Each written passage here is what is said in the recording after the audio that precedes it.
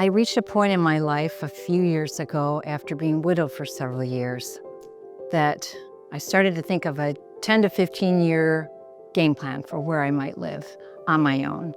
And then it was just a matter of trying to decide who might build it for me.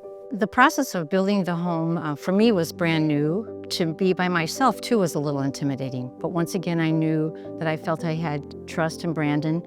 And we sat down together and just started going through some ideas of what things I really liked in a home. I knew I wanted to be able to live on the first floor independently, so that was a priority.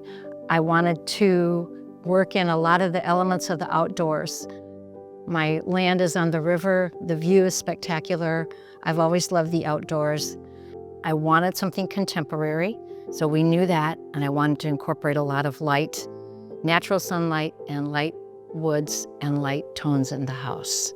Working with Brandon was a joy, actually. And one thing I will say about Brandon that I really admired was his communication. He would always answer a text promptly or call me right back if I called, anytime. But I felt like he was always there for me if I needed him to be. I asked his advice on a lot of things for the design and how things might work. He had some good suggestions, which we incorporated.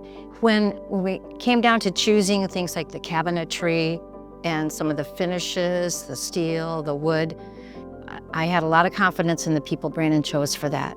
One of the best things about working with Brandon, I would say, is their attention to detail, especially when it came down to the finishes in the home, the cabinetry, the solid surfaces of the countertop, the stone around the fireplace.